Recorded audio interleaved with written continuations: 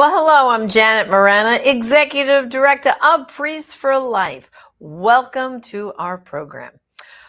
Well, abortion is in the news and everyone's talking about it. It's something that I have hoped for a long time. And finally, everyone's talking about abortion because of the overruling or overturning or reversing of Roe v. Wade and Planned Parenthood versus Casey. It's all in the news.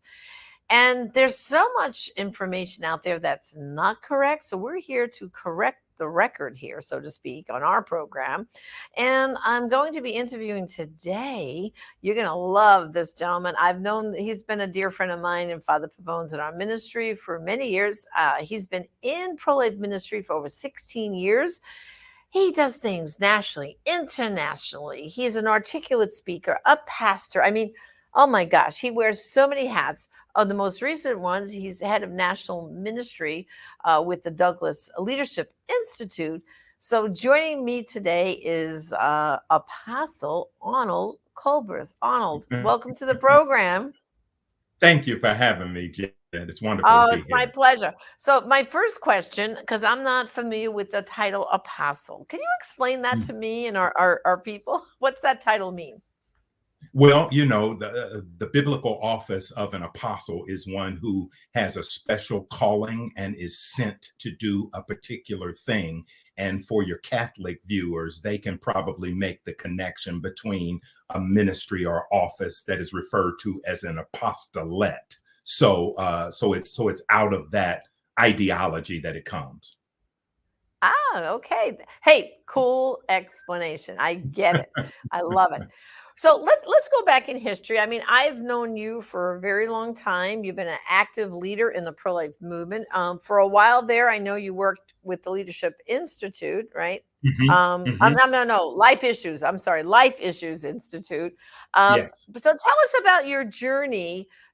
Obviously you've been a pastor. You're now the title of apostle, but you've been always on fire with the Lord.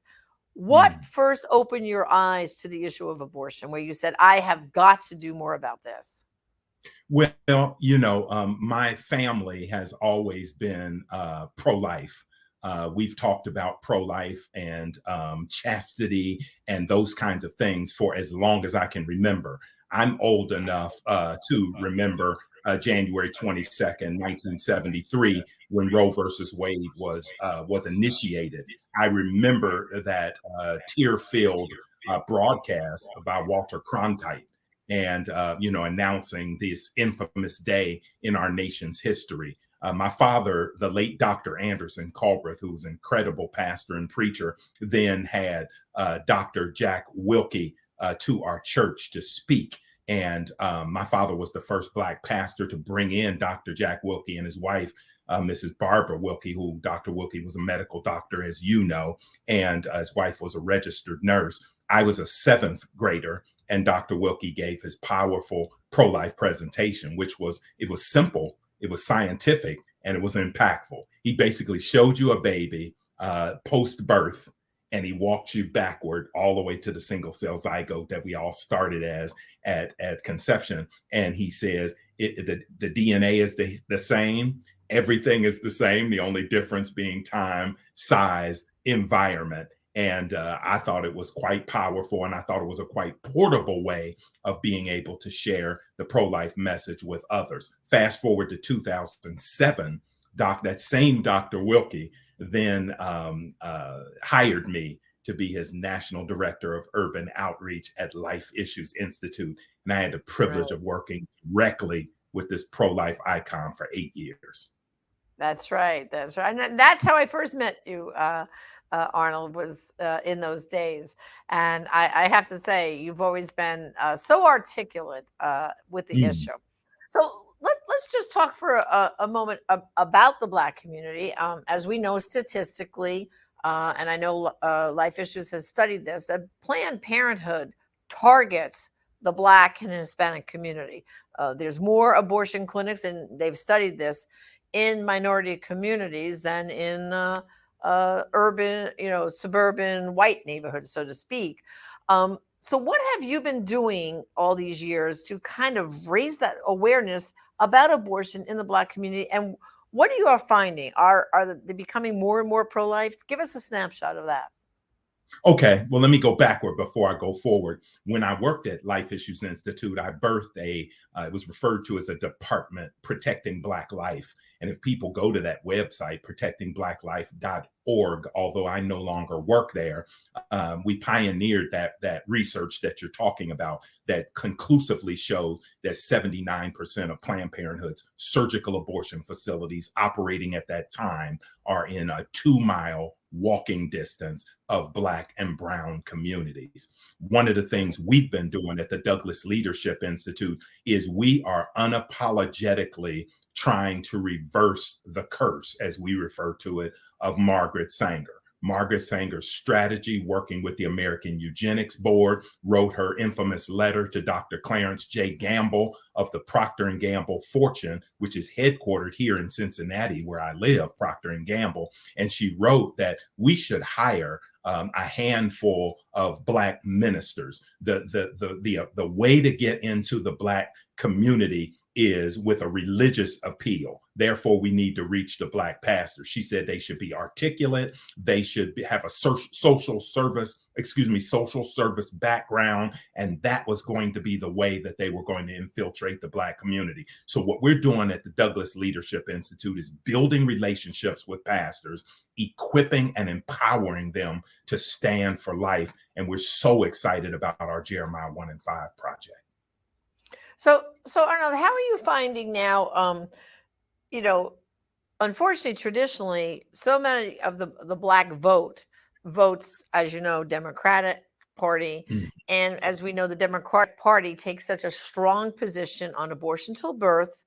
And how are you managing to kind of change the discussion more to shine the bright light on what they're about and why voting pro-life is more beneficial to the Black community? Can you address that problem for us, and what's the progress we're making? Well, I tell you, one of the most strategic methods that we use is the power of relationships. So we spend our time, that's my primary assignment as the National Director of Ministry Engagement with the Douglas Leadership Institute, is building relationships with pastors and educating and equipping them about abortion's background and how it originated, Margaret Sanger and that whole story, but also to help them to understand the conflict that abortion is, biblically speaking. So that's really how we do it. We're not doing it from a talking point perspective. We're not doing it, challenging them for a task. We're building relationship with them, helping to educate them, helping to see the connection with Scripture, and many of them are on board. We have over 500 Black pastors signed up and standing with us and our Jeremiah 1:5 project. I will also say we have non-Black pastors standing with us, and we have people of goodwill across the spectrum standing with us as well, because you don't just have to be a pastor to sign up for our Jeremiah 1 and 5 project. That's wonderful. So are you doing anything specifically then under this project to help get out the vote, to help make sure they're registered to vote properly? And then are they informed about the candidates, the position on the candidates about life? So are you going to be, in a 501c3 friendly way, engaging in this important midterm elections? We do some of that, absolutely. We are a 501c3 organization, the Douglas Leadership Institute, and we have a sister organization that's called the Frederick Douglass Foundation, which is a C4, which goes a much more overtly political in its mission. So these two organizations coupled together, we do pretty well with the help of the Lord to get our messaging out there and to shift things. I'm not as concerned about our progress being not reported in the mainstream media. I'm really more focused on our progress being recorded in the annals of heaven. And we're seeing pastor after pastor after pastor that are shifting their perspective and encouraging their congregations to follow suit. I will say this one other thing. During the pandemic, 2020 and much of 2021, when everything was on lockdown and everything was virtual, we spent that entire year and a half doing twice a week pastors roundtables on Zoom. I was leading those along with some of our team members, and we had male and female pastors only on these Zoom calls, and many of them are sharing their own post-abortion stories themselves, and many of them said that they had never shared that testimony with anybody, but in the safety and sanctity of pastor only Zoom calls, we've been reaching these pastors. One of the reasons pregnancy help centers, right to life groups, etc., have been unsuccessful at getting inside of churches, particularly Black churches, is because many in our pulpits are post-abortive. So if we can get our pulpits healed, we can get the message of life, hope, help, healing to the congregants sitting in the pews. That's right. And that's a wonderful point, Arnold, because even in the Catholic world, a lot of priests will beg off preaching about abortion in a kind way. They won't say a word about it because they go, oh, well, we're afraid of hurting those in the pews who have had an abortion. And what we try to make them understand is they think they're living in that. Maybe if they're even in church, they think it's the unforgivable sin. They're ashamed of that sin. And unless you address it in the pulpit, unless you say there's no such thing as an unforgivable sin, we're here for you. While abortion is wrong, if you made that mistake, we're here for you. We're on your side. It's a hard thing. We keep selling it, Arnold, and you are too, that opening up like that, the floodgates will open. More people are going to come into your church. More people are going to come and talk to that pastor. We have to keep working on it. But what you're doing very often here is so important, healing the pastors who have an abortion experience in their past or maybe their wife's past. It's so important. So I really want to thank you for taking the lead there on that, really. Absolutely. Absolutely. Yeah. I do some contract writing for a Focus on the Family, and I'm currently working through a series. The first article was Pro-Life 101 for pastors. And then I did Pro-Life 201. And any day now, Pro-Life 301 should come out. And in that series of articles, I'm talking about the very thing you've just shared. And that is pastors are afraid that they're going to re-offend, post-abortive men and women sitting in their pews. And I have the privilege of being married to an incredible woman. My wife, Barbara, and I have been married for 37 years last week, actually, when I was in a meeting with you in Washington, D.C. last week. It was my 37th wedding anniversary. But my wife had an abortion 2 years before we met. And she told me about it before we said I do. I'm glad she did. But now, years later, God is using she and I in tandem to carry this message to the masses and particularly to people of color. But what she said to me was that if she would have heard a message of life from the pulpit, she more than likely would have made a different decision. And the scathing thing in her comment, even though she's not saying it to be hurtful, is her preacher was her father, my father-in-law. So she's basically saying, if my father, my pastor, my preacher would have talked about life from the pulpit, I probably would have made a very different decision and maybe would have had a child, living now. Right. So, yeah. Well, you just made also to a very important point, Arnold, that the fact that she trusted you enough before you were married to tell you about her past. So often couples go into marriage and either the husband or the wife have a past abortion and they don't bring it out before they're married. And it comes into the marriage and it can mess things up. And I've tried to encourage both priests and pastors, when you're talking to a couple that are engaged and coming to you preparing for their marriage, you kind of need to bring up this topic. And I always tell them, you don't have to say the abortion word. You can just say, have either you had an experience with any pregnancy losses in your past?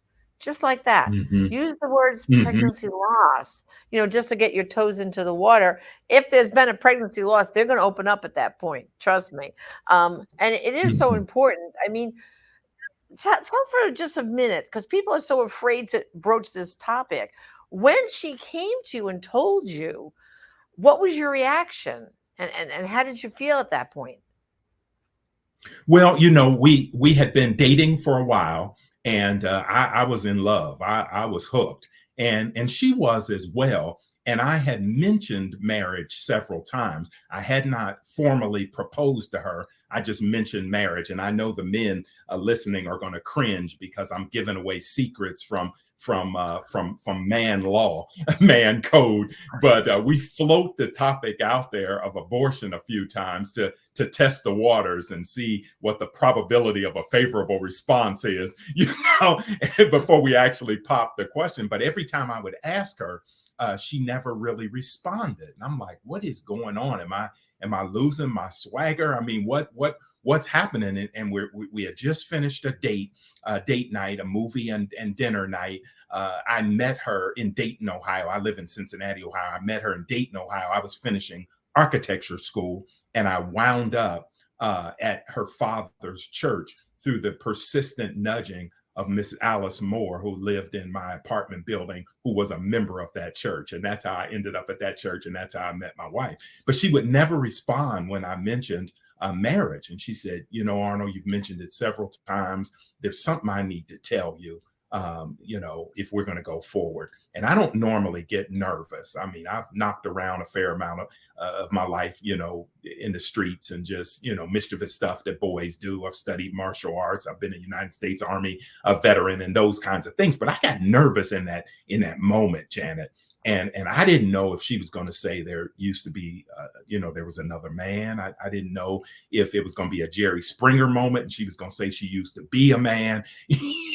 I didn't know what was getting ready to happen. But she shared her abortion story. And she shared with me that she could still remember the smells in the place. She could still remember the sound of the suction machine. And she said this, and it was bone chilling. And I only share this because I have her permission. She said, I'm damaged goods. She said, if you don't want to move forward, I would understand. And I knew I loved her. I didn't know everything I know now about abortion, but I knew I loved her. And here we are years later. She's gone through forgiven and set free. And she now, after retiring from working for the city of Cincinnati for 31 years, now works part-time at a pregnancy help center in our city, sharing her testimony practically daily. Wow. That's a beautiful story, Arnold. Amazing, amazing. It just shows you, honesty is the best policy, as they say, for an old cliche, but look at how beautiful it ended up for you both. Okay, here's another question. What were you doing on June the 24th at 10:10 a.m. this year when we heard the Dobbs decision that, yes, indeed, Roe v. Wade and Planned Parenthood versus Casey were overruled, overturned? Where were you? What was your reaction?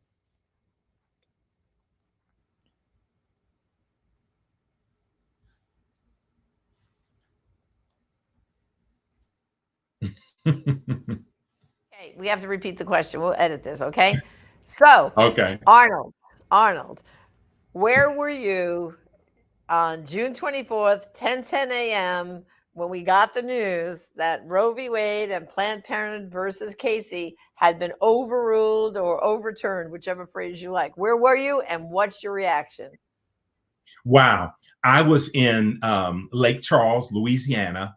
I was speaking at a conference with Dr. Jennifer Robach Morris and the Ruth Institute, which is a powerful pro-life, pro-family organization. And they deal with the sanctity of marriage and really fighting against the sexual revolution and all of that. So I was at that conference, and it was my wife's birthday. June 24th is my wife's birthday. So I was in the hotel room with my wife. I was not over in the conference. So my wife and I are weeping, we're praying, we're rejoicing that God would give just a redemptive wink to his beautiful daughter, my wife, a post-abortive woman, on the day that Roe versus Wade is overturned. But I will conclude with this. Over at the conference, I heard at lunchtime that during that moment, the announcement came in, and half of the speakers and audience are Protestant, and half of the audience are Catholic, and both just embraced and wept and celebrated this glorious shift in our nation's culture. That's right. And so with this announcement, of course, as you know, abortion now is on from the back burner, it's on the front burner, and it will continue to be Mhm. so. What do you see as for your ministry now with the overturning?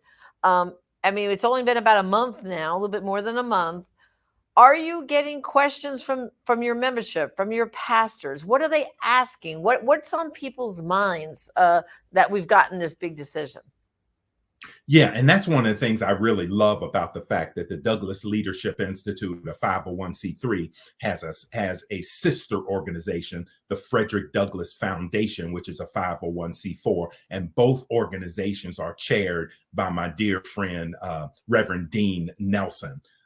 So what we're doing is helping pastors to understand what pro-life laws are currently on the books in their states, and then for them to rally around those that are in support of those laws, and determining are there any additional laws that need to be in place to give further teeth to protecting life in their states.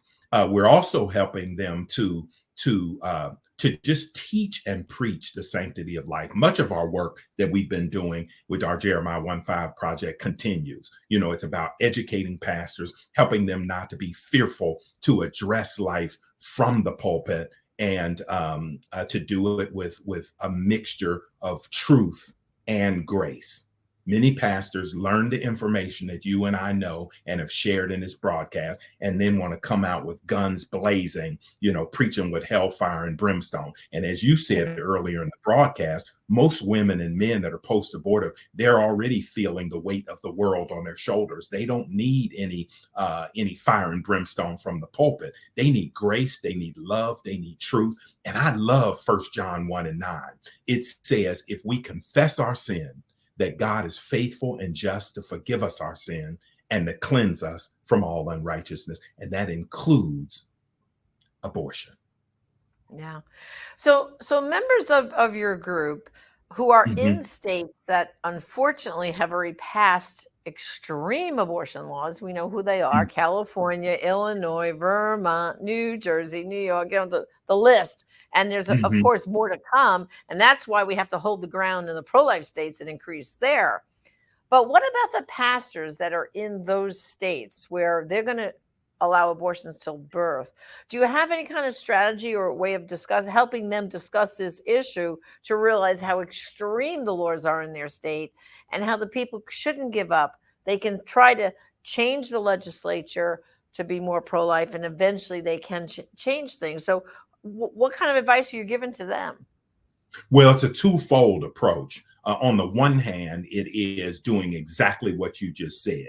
That is working, collaborating with colleagues in the movement to get out the vote. To vote for those that are going to advance life affirming policies, and to overturn anti-life laws that are in their states. Right. At the same time, we're pushing to continue the process of teaching and preaching the preciousness of life, because as we've been doing that, it is simultaneously making abortion unthinkable in the hearts and minds of many men and women across our nation.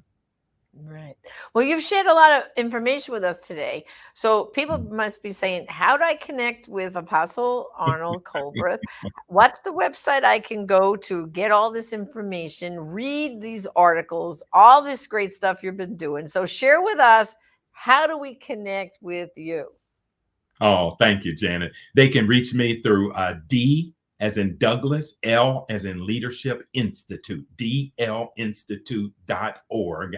And you'll find us there. We have an amazing regional conference coming up. It's our second annual regional conference coming up September the 29th through October 1st in the greater Atlanta, Georgia area. And we're going to go deep on all of these topics. That's great. That's great. Now, on the website too, we can find your writings up there too. You post your writings. No, to get to our writings, you would need to go to Focus on the Family and just put my name in the search box, and those articles will come up. They have them clustered together. I've done a number of them, from Black History Month to foster care and adoption, et cetera, et cetera. So many people think that we just focus on the baby in the womb and all of that, and that's hogwash. We've been working on. I even use the term whole life more than I use pro-life, because we're focused Right. on life from womb to tomb, from beginning to end. That's right. Well, Arnold, thank you for joining me today. You are a gift to the pro-life Oh, movement. thank you. Or I think we should call ourselves the pro-life industry, because that's what we are. We're the opposite of the abortion industry. We're the pro-life industry, because we have so many people working across so many different aspects here. So I want to thank you for what you've been doing. So God bless you, and may it continue to blossom and grow. Oh, thank you. Thank you. I appreciate it. Okay, God bless. God Well, bless brothers you. and sisters, I want to remind you before we go that each week, Friday evening at 9 p.m., we have the Pro Life News Show in review, Pro Life News of the Week. Tune in this Friday night to endabortion.tv, 9 p.m. You won't see Just Ask Janet. You're going to see Pro Life News in Review with Teresa Watson and Leslie Palmer. They do a fantastic job. And because abortion is now on the front burner once again, I want to remind you of my brand new book, Everything You Need to Know About Abortion for Teens. Adults can read it too. Go to abortionandteens.com, place an order today. I'll personally autograph it for you. So again, abortionandteens.com. And remember, brothers and sisters, there are some abortions only you will be able to stop, and some lives only you will be able to save. Join us again next time. Thank you, and God bless.